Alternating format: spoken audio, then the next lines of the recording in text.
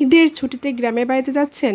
অনেক সময় ধরে জার্নি করাতে গাড়িতে বমির সমস্যার জন্য অনেক বেশি চিন্তা করছেন। তাহলে গাড়িতে ওঠার আগে আপনি এটা করুন।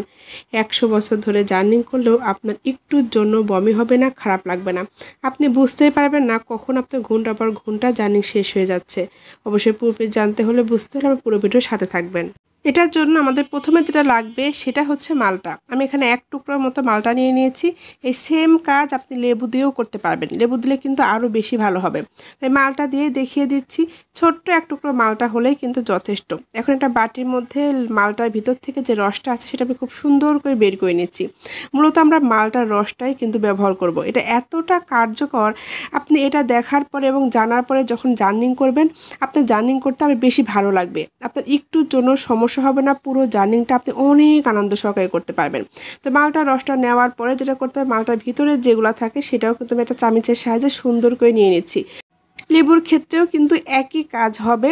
যখন আপনি লেবুর রসটা নেবেন, তার পাশাপাশি লেবুর ভিতরে যে দানাটা থাকে সেটাও কিন্তু চামচের সাহায্যে আপনি উঠিয়ে নেবেন। তো মালটার ক্ষেত্রেও কিন্তু আমি একই কাজ করেছি। দেখুন, রসটা কিন্তু বের করে নিয়েছি।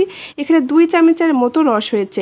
১.৫ থেকে ২ চামচ হলেই যথেষ্ট, এর বেশি দরকার নেই। যদি আপনার ফ্যামিলি সহ কোথাও যান, তাদের সবার জন্য তৈরি করতে চান, তাহলে পরিমাণে আরেকটু বেশি নিয়ে নেবেন। তারপরে আমাদের যেটা লাগবে সেটা হচ্ছে আদা। এখানে আমি কাঁচা আদাটা ব্যবহার করছি সরাসরি, তবে সরাসরি আদাটা কুচিয়ে দেওয়া যাবে না। আদাটা থেতো করে অথবা কোনো কিছুর সাহায্যে গ্রেটার করে এটা থেকে রসটা বের করে নিতে হবে। মূলত এখানে আমরা আদার রসটা ব্যবহার করব। তো আমি ১ চামচের মতো আদার রস দিয়ে দেবো, বেশি দেওয়া যাবে না। ২ চামচের মতো লেবুর রস অথবা মালটার রসের মধ্যে ১ চামচের মতো আদার রস দিতে হবে। তারপর একটু সুন্দর করে মিশিয়ে নিতে হবে। যখন এই ২টা উপকরণ মেশানো হয়ে যাবে, তখন দিতে হবে লবঙ্গ পাউডার। এখানে কাঁচা লবঙ্গ আমি ব্লেন্ডার করে গুঁড়ো করে নিয়েছি, সেখান থেকে ১ চিমটি খুবই সামান্য পরিমাণ লবঙ্গ পাউডার দিয়ে দিয়েছি। তারপরে আবারও একটু সময় করে এটার মধ্যে মিশিয়ে নিয়েছি। যখন এটা মেশানো হয়ে যাবে, তখন এটার মধ্যে আপনি যেটা দিয়ে দেবেন সেটা হচ্ছে জিরা পাউডার। ঠিক লবঙ্গটা যতটুকু পরিমাণ দিয়েছেন, জিরাটাও কিন্তু ততটুকু পরিমাণে দিয়ে দিতে হবে। কাঁচা জিরা গুঁড়ো করে অথবা পেস্ট করে ১ চিমটির মতো ব্যবহার করতে হবে। তারপরে আবারও খুব সুন্দর করে মিশিয়ে নিতে হবে। যখন সবগুলো উপকরণ ভালোভাবে মিশে যাবে, তখন এটার মধ্যে আপনি যে জিনিসটা মেশাবেন সেটা হচ্ছে ১ চিমটির মতো লবণ। লবণটা দিলে কি হবে, টেস্টটা আরেকটু বেড়ে যাবে, এটা খেতে আপনার ভালো লাগবে।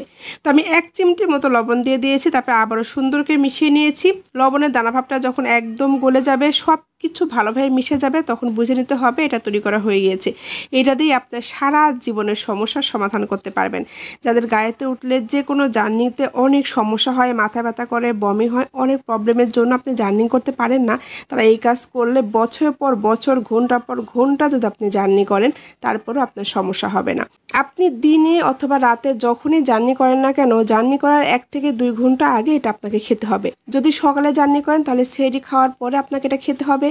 রাতে জার্নি করলে তাহলে ইফতারের পরে আপনাকে খেতে হবে। মূলত ভরা পেটে এটাকে খেতে হবে।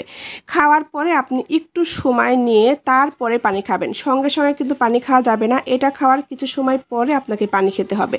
তারপরে আপনি যেখানে জার্নি করেন না কেন, যত ঘন্টায় জার্নি করেন না কেন, আপনার কোনো সমস্যা হবে না।